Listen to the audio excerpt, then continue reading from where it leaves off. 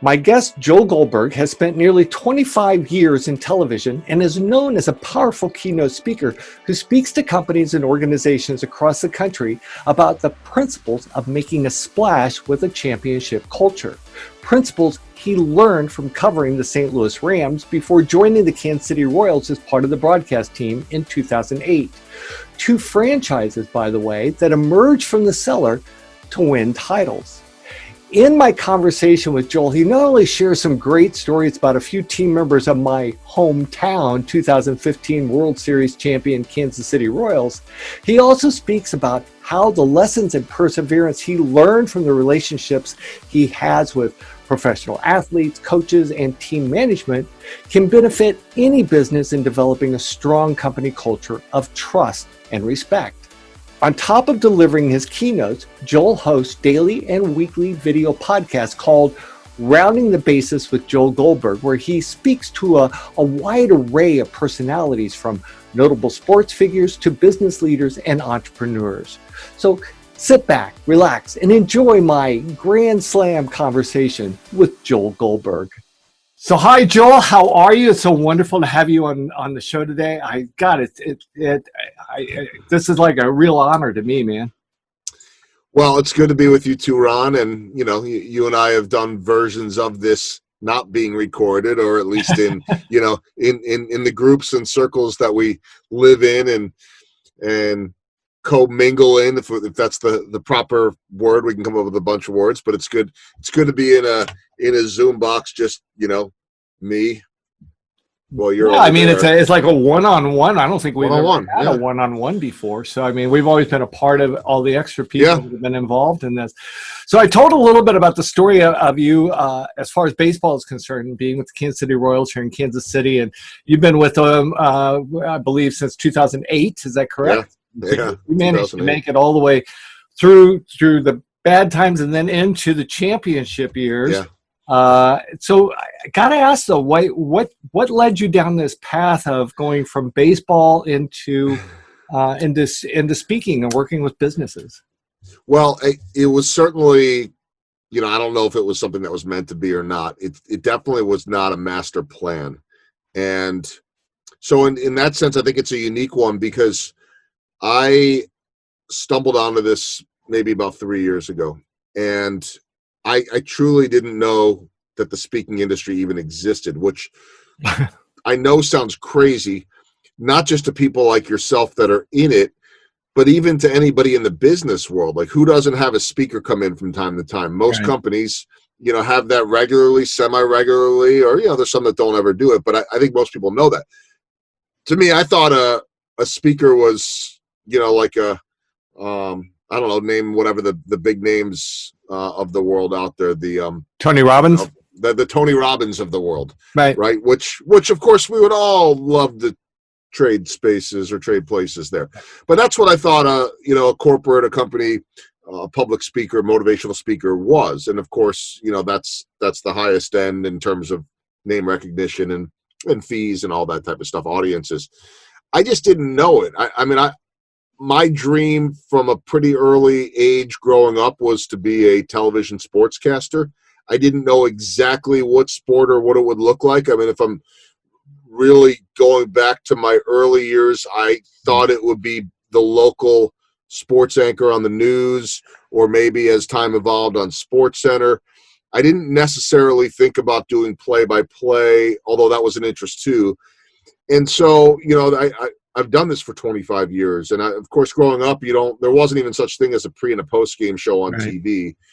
So I didn't know that something like that existed. But if you had told me at that age that yes, you will do this for your whole adult life, or at least 25 years, and that you'll travel with a Major League Baseball team and be a part of championships and all of that, I would have said that's exactly what I'm dreaming of. Sign me up.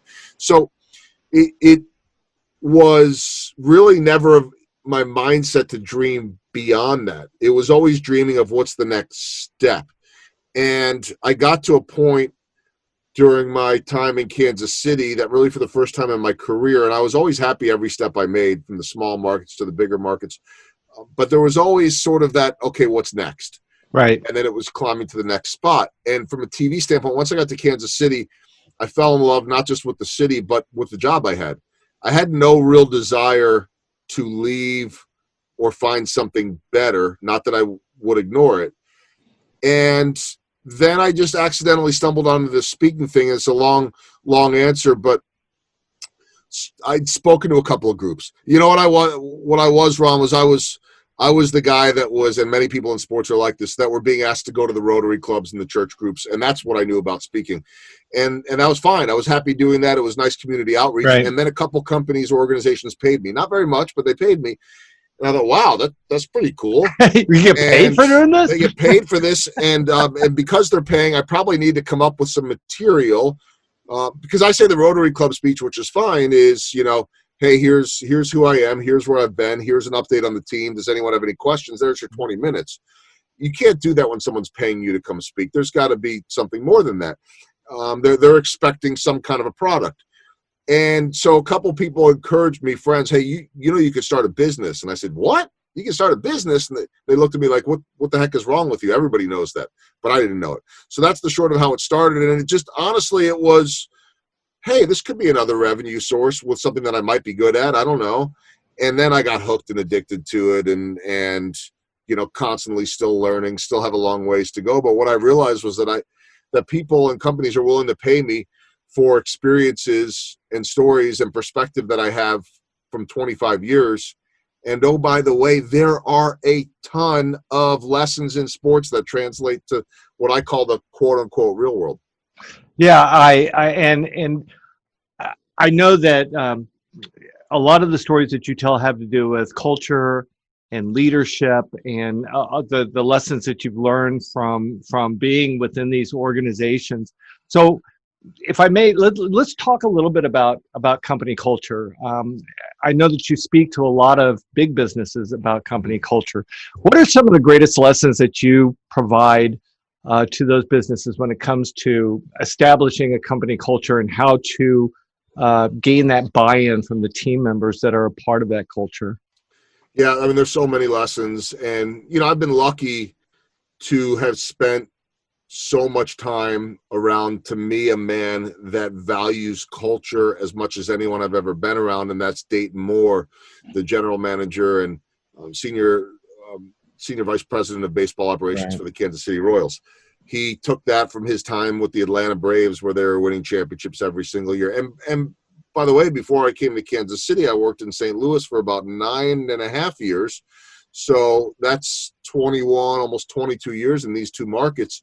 And, the St. Louis Cardinals, they have had one of the best cultures, history certainly, and cultures in baseball for as long as I can remember. So I've been surrounded by this without realizing the amount of lessons. And what I understood was that, as I mentioned before, it really translates to the business world. But what the Royals have done so well, and even if you look at it, okay, yeah, I was there for the down years. Mm-hmm. Not all of them, by the way. I was spared from a lot of the down years. But I when I got here in 2008, it was still very much a downtime. You missed out on We Believe.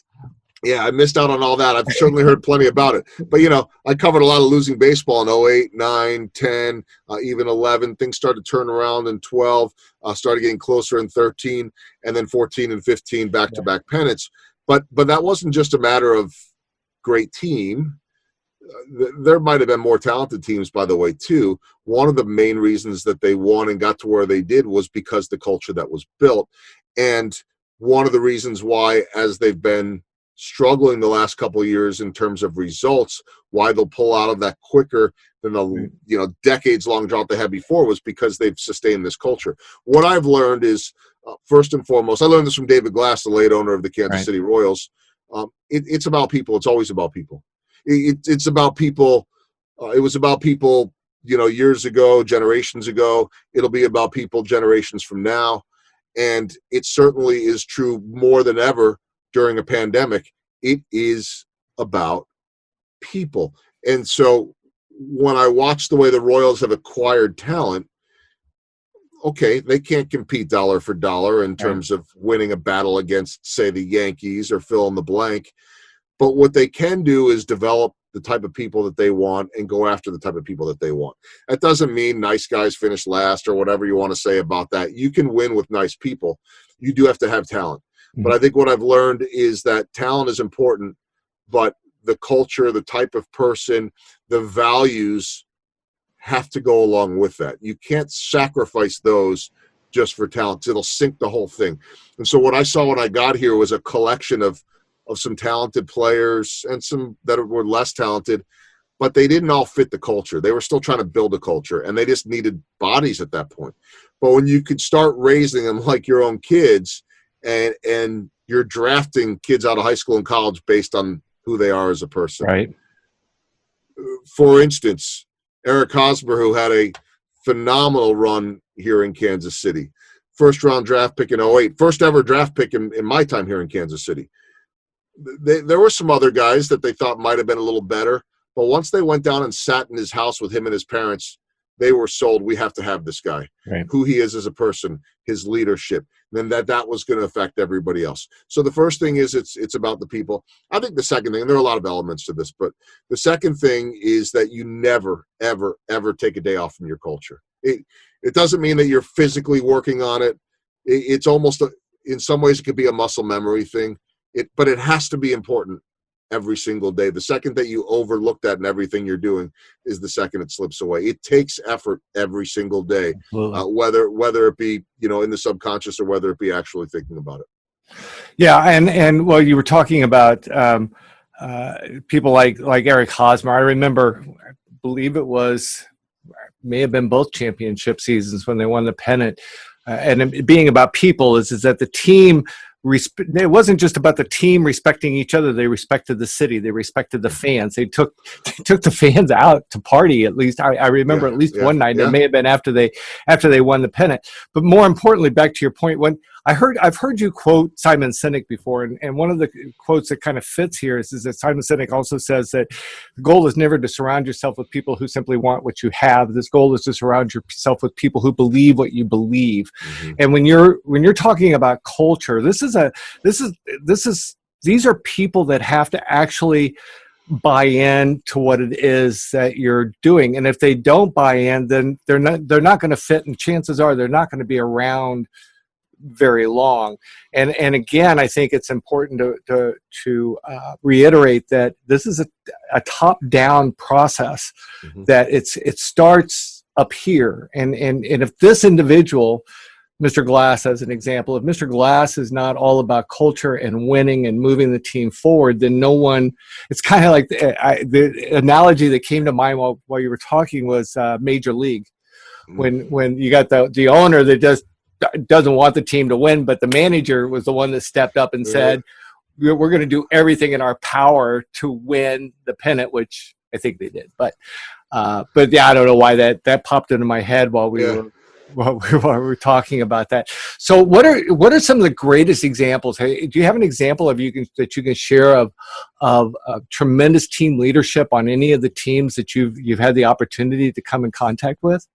Yeah, there's a lot, and I think sometimes that leadership shows itself best during tough times. Right. And, it's easy to lead during the good times, and you got to obviously keep people in check. You don't want the egos to get too big and all that. I remember once the Dodgers were in town in interleague play, and I talked to a guy on the team, not a big name at all, but I was asking him about it because they have just all these big personalities in the room. I remember the World Cup was going on, and somebody had just scored a goal for Mexico or something, and Adrian Gonzalez and Yasiel Puig were running around like they were celebrating the goal, like they were actually on the field in the visiting locker room at Kauffman Stadium. I'm like, man, they really have a lot of fun. And the player said to me, he goes, you know what? When things are good, it's a lot of fun, but when things are bad, it can get nasty in here.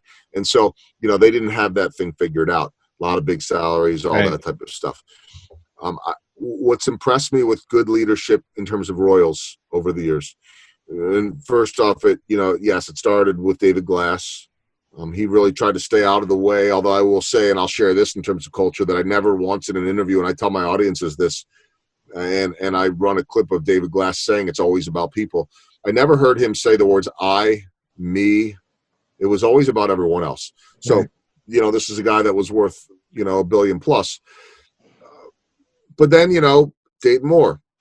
Then it's about the manager, Ned Yost. But then it's about your top players, or in terms of a company, who are those most visible, top producer, leadership, whoever it is, setting that example. And so they've done that over the years, whether it be for the Royals and Alex Gordon, who's a quiet leader, but everyone will fall in line with anything he says, to Eric Hosmer, who was much more of a vocal leader. But I can remember a couple of moments. I mean, I remember a moment when the late Yordano Ventura, who I talk about quite a bit in speeches because I had a really strong relationship with him. He and I got along beautifully. And I remember at one point a massive, you'll probably remember a brawl. There were many, but a massive brawl in Chicago. And I mean, it had hit the head at that point. It was, it was like, all right, this is enough. And I remember Eric Hosmer was my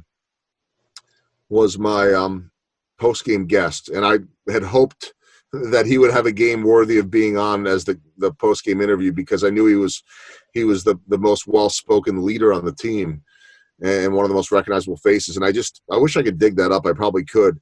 But I just remember the poise that he had. Nothing in the game mattered except for all the talk of that brawl. I believe that was the game when Chris Sale actually tried to sneak into the visiting clubhouse in Chicago to try to fight Yordano Ventura, and the security wouldn't let him in. But I mean, it was nasty, and I just remember Hosmer being very, very candid in the interview, taking responsibility in terms of leadership, saying that this would all be addressed. So he didn't sugarcoat.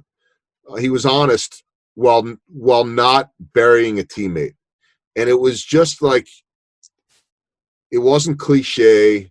It was, look, I'm one of the leaders here. I'm going to stand up. I'm going to address this right in front of the fans, the media, live television with me, and then we're going to go talk about this. And so you could see that there were these levels of honesty to me, but then there was going to be a whole nother level privately, which is the way it should have been. And I've always really appreciated the way that, and a lot of teams do this, they go about their leadership. You don't embarrass people. You don't, you take care of it privately, but yet there still needed to be a statement that was made there that day. And I really appreciated that. I've certainly heard situations of guys like Alex Gordon who will address players and handle things, and maybe even, pushing a guy up against the wall. I don't know if that's happened or not, and then getting in someone's face, but you don't ever see it. You don't ever hear it. It's still protecting your guys.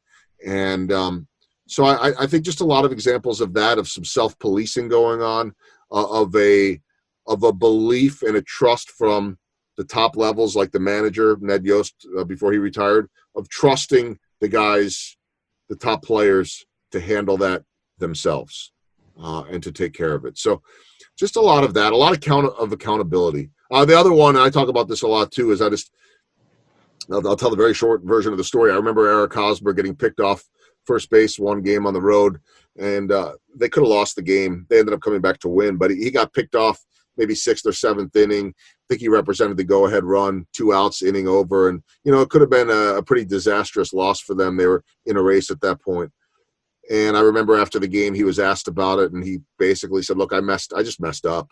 I just misread the pitcher, and that's on me.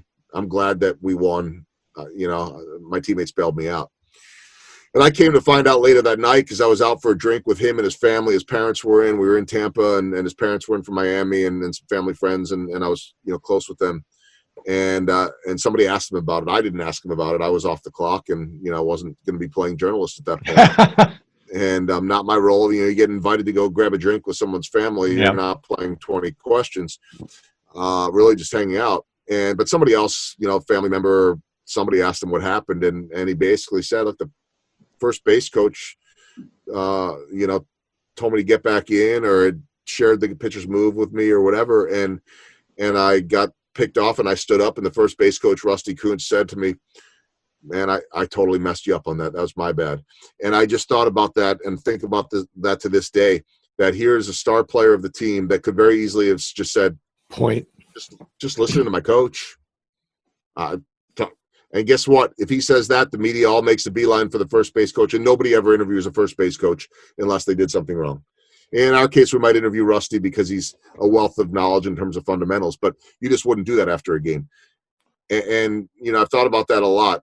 if Rusty saw those comments in the paper or on TV and he's watching Hosmer saying, look, I just messed up, man, top guy on the team, the spokesman of all the players, the leader, didn't even suggest that was my fault. Man, I want to go to battle with that guy. Yeah, and your stories transcend just what happens within a business. It as far as culture is concerned, with team members. I'm hearing also how this can impact relationship between a business and its customers. Taking responsibility for when things go awry, whether it doesn't matter whose fault it was. As just quick example, my son ordered some stuff from Amazon, not Amazon, Zappos one time, and it didn't arrive as planned. There was a mix-up of some sort. He called Zappos, and a young lady that he spoke to said, Mr. Ruth, we're very sorry. I have no idea what happened to your order, but rather than wasting your time with it, here's what I'm going to do. I'm going to make sure it gets pulled. I'm going to put it on a truck. You'll have it by 9 o'clock tomorrow morning. And for your inconvenience, we're going to credit you the entire order. And it was an $800 order. So, and if something doesn't fit, just give it to a charity. See, it would have been so easy for that customer service rep to say, well, you spoke to this person, and so you're going to need to talk to them again, or whatever. They just took responsibility for that moment, and they dealt with it. And so, I hear a lot of the stories you're telling, how they transcend into not just what happens within a company, but what happens outside of the company. So have you seen, can you give me, these are great stories. I love these stories. What about, do you have any stories of where there was like a swing and a miss? Somebody, they had the right idea, but just something went totally awry when it comes to the culture, that they've got this great start, but I had to think about that one a little bit. It's funny because, I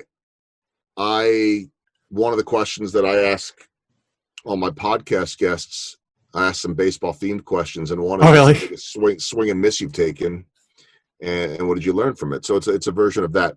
And I know from a personal standpoint, for me, I've just always found that every time that I'm thinking about not even so much just the fees, but you just start getting ahead of yourself a little bit, and you forget about the relationship part. That's always a swing and a miss to me, and I think that's important from a culture standpoint too. I mean, I tell people all the time that I'm not a baseball announcer. I happen to be a people person that loves and gets paid to talk about baseball, but I spend more time building the relationships with those players, not in a, hey, you want to go out for a drink or come over for dinner type of way, but just in a, I want you to trust me, and I want to be able to trust you, and that type of thing. I think in terms of, misses with culture, I just think that more times than not, it involves, I'll get back to the people thing, it involves maybe, I don't want to say selling out, but forgetting sort of who you are or who you're looking for, and just missing on that, because, we all get a little caught up sometimes in the shiny objects in front of us. And so, I think there have been some misses over the years. I wouldn't want to mention, names. Oh, no, God, no. But there, look, every team and every corporation for that matter is not going to get it right every single time. And sometimes that was just misevaluating a player. Maybe sometimes it was forgetting the culture. Like I said, the Royals do such a good job with their culture that they get it. But, on a personal level, for me, I've had misses where maybe I didn't understand a guy well enough, or I could have done a better job of getting to know him better, or, whatever it is. So I would say for me, that usually is the biggest swing and miss, is just maybe not walking in someone else's shoes or not understanding them well enough. I mean, we all are probably guilty of, man, that guy rubs me the wrong way, or that, and who's to say that you really know what's going on in their life, or who's to say that they aren't having a rough time? And we all know people that are everybody's dealing with something. So I don't know that I really fully answered that, but I would say that my own personal swing and miss, and this is more, maybe less culture, but ultimately it is culture, is that I spent way too many years not understanding the importance of building a relationship with an athlete. because once you do that, just like anything else in business, it's not even a matter of having to ask for something or not, but it's a matter of putting yourself in a position to be trusted. Relationships are important universally. I mean, whether you're working with athletes, or whether you're working with customers, or whether you're working with team members within your organization. I want to touch on one last thing before I let you go. And this is being recorded during the time of the pandemic. We're still in lockdown at this point. Not as bad. I think it's phase 1, phase 2. Who knows? I've lost track of all the phases. Right. But nothing, things have gone awry for all of us. Baseball, no baseball. Our speaking careers, we share that in common. Speaking careers are speaking careers are still on track, but the way in which we present is going to be totally different. And you talk about the mess, working through the mess. Is that right? Do I have that right? Yeah. Can you elaborate on that a little bit? Because I found that fascinating. Well, so a woman that I work with who does a lot of my marketing by the name of Danielle Welsh, I like to give her credit for this, because very early on in this process, she said something to me, and it's now in one of my slides for my virtual presentation. It's called taking messy action. There you go. And I don't remember exactly what the slide says. I should have. God knows I've seen it a million times now. But it basically says, in essence, what it's saying is stop trying to seek perfection and take messy action. Most of us, if we're successful, whatever level you want to measure success with, I think most of us, if we're driven, if we have passion, we are perfectionists. And that's good, until it slows you down. Right. And I think that one really good lesson during this pandemic is that we are, in many cases, unable to be perfect. We're restricted from being perfect. And the example I use is this. Baseball, I come to find out in late March that baseball's not starting on time. They said a couple of weeks at that point. I could tell right away it was going to be more than a couple of weeks. I didn't know that it would, potentially go till July or whatever. But I get paid by the game. And, and I realized pretty early on in March that, I can't wait on baseball. So my messy action was sitting here in, you and I have joked about this before, in this studio that I created, and I'm in a walk-in closet here right now. But I think it looks pretty good. It works for TV, podcasts, guest appearances, all that type of thing. And I just jumped in and I started another new podcast. And I started, and here's the other thing too, Ron, is that, and I'm doing a ton of virtual speaking now. I've heard so many speakers, and look, I want to say I've been speaking for 3 years, not 10 years, 20 years, 40 years like others. I get that it's always been a certain way, but I would also challenge any speaker out there that's been doing it for 20 or 40 years. Do things look today like they looked 20 years ago? Of course they don't. Things change.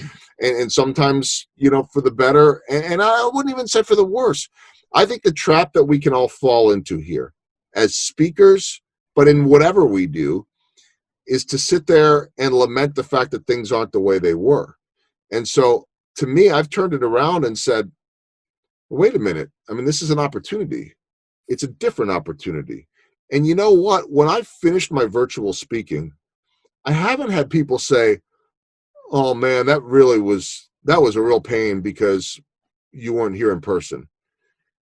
The response has generally been, wow, you really opened my eyes to this or that. Or, wow, you really got me thinking about things differently. It wasn't, well, you got me thinking about things differently, but hey, you were on a computer. It still worked.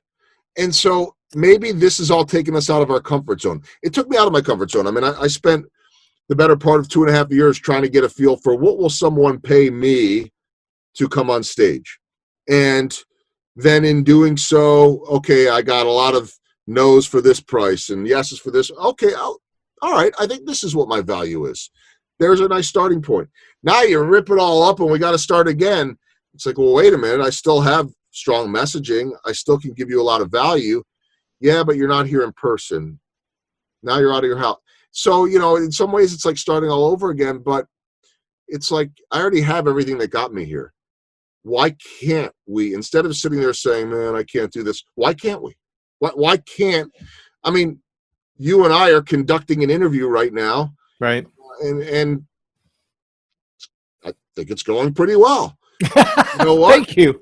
You're welcome. But like, you don't hear me saying, "Oh man, I got Ron's interviewing me on a Zoom call." No, it's just the way it goes now. And guess what? We're having the same dialogue and information we would have had before. So, does it make people uncomfortable? Yes, but why not jump into it and embrace it? Yeah, my thinking, and I love your expression. To me, I believe that right now is an opportunity. This is like a renaissance for business because we have an opportunity to try all sorts of new things. It's almost like I don't know, like a gift that was handed to us that, we've been doing all these things this way for so long. Now we have an opportunity to explore new ideas and to reimagine, reinvent, recreate. Exciting. Yeah. And and make mistakes because things are happening with like on these Zoom calls, and it's like mistakes happen. We move on with life, and actually we become more forgiving of mistakes than we've ever been before, I believe. So, and more understanding of each other. So, Joel, I got to tell you, this has been absolutely wonderful, and I want to encourage people to first off to go to your podcast. What's the easiest way for them to hook up with all of the podcasts you've been doing? Because you got a ton of them out there. Yeah, there's a lot out there, and I don't, for a while I was a little bit hung up on trying to differentiate because it's two different podcasts, and what I've come to learn is just, it doesn't. People don't have to differentiate. If you're wanting to differentiate, one is a weekly audio podcast about leadership and culture. The other one, which started during the pandemic and sort of feeling like, I need to address today, I need to address right now, is a live video podcast. So it'd be more like this, and it streams live, and then it's out there, forever afterwards. So if you go anywhere you search for podcasts and search for Rounding the Bases with Joel Goldberg, that's going to get you the audio thing. But if you go to Facebook or YouTube is really a good one and search for Rounding the Bases Live, that's where you'll get the daily conversations. So between both, you're looking at essentially 6 episodes per week, which I never in my wildest dreams envisioned doing. I started the whole podcast thing just as a compliment to the speaking business, and it's kind of taken over my life in some ways, but I love it. It's fun. Yeah, and I got to be honest, I love the people that you've chosen to interview. You got some great content online and from a variety of presenters, which I like that as well. So it's not just necessarily focused on one thing. And of course, for those of you watching, you also get an opportunity every so often to be able to hear some more of Joel's baseball stories. If somebody wanted to reach out to you, what would be the best way for them to do that? There are a million ways. I'm on LinkedIn, so if you jump on there and find Joel Goldberg, you can certainly DM me there, or email wise, you could reach out Joel at joelgoldbergmedia.com, and awesome. I'm around. All right, awesome. Well, thank you so much, Joel, again for your time. This has been an awesome experience, and I've enjoyed every moment of this. Thank you for sharing your stories and your wisdom. For those of you watching, thank you for tuning in, and I will see you next time. Thanks, Ron.